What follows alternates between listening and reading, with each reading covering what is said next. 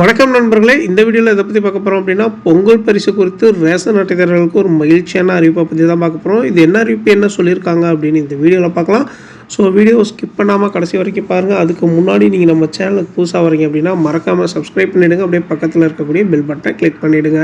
அப்போ இது போன்ற முக்கியமான தகவல்படும்போது நோட்டிஃபிகேஷனாக உடனுக்குடன் ஒரு வாங்க வீடியோக்குள்ளே போகலாம். தமிழக அரசு வரும் பொங்கல் பண்டிகையை முன்னிட்டு அனைத்து ரேஷன் அட்டைதாரர்களுக்கும் பொங்கல் பரிசு தொகுப்புடன் ரூபாய் 3000 ரொக்கம் வழங்கும் திட்டத்தை பரிசீலித்து வருவதாக தகவல்கள் வெளியாகியுள்ளன. இந்த திட்டம் நடைமுறைக்கு வந்தால் சுமார் 2.25 கோடி குடும்ப அட்டைதாரர்கள் நேரடியாக பயன்பெற உள்ளனர். இதுவரை வழங்கப்படாமல் இருந்த பொங்கல் ரொக்கத் தொகையை இந்த முறை வழங்க அரசு முடிவு செய்துள்ளதாக கூறப்படுகிறது. இதன் அடிப்படையில் மகளிர் உரிமை தொகை திட்டம் தொடங்கிய பின் பொங்கல் பரிசு தொடர்பான அதிகாரப்பூர்வ அறிவிப்பு வெளியாகும் என எதிர்பார்க்கப்படுகிறது.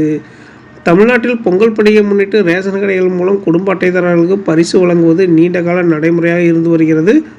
அதிமுக ஆட்சியில் 2021ஆம் ஆண்டு பொங்கல் பரிசு தொகுப்புடன் 2500 ரூபாய் ரொக்கம் வழங்கப்பட்டது. இதுவே இதுவரை வழங்கப்பட்ட அதிகபட்ச ரொக்கமாகும். திமுக ஆட்சியில் அதனைத் தொடர்ந்து பொங்கல் பரிசு தொகுப்புடன் ரூபாய் 1000 ரொக்கம் வழங்கப்பட்டது. ஆனால் இந்த ஆண்டு பொங்கல் பண்டிகையின் போது ரொக்கம் வழங்கப்படாமல் பச்சரிசி, சர்க்கரை மற்றும் கரும்பு மட்டுமே வழங்கப்பட்டது.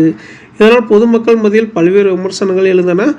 அடுத்த ஆண்டு சட்டசபை தேர்தல் நடைபெற உள்ள சூழ்நிலையில் இதுவரை வழங்கப்படாத ரொக்கத்தொகையை அரசு வழங்க நடவடிக்கை எடுத்து வருவதாக தகவல்கள் தெரிவிக்கின்றன.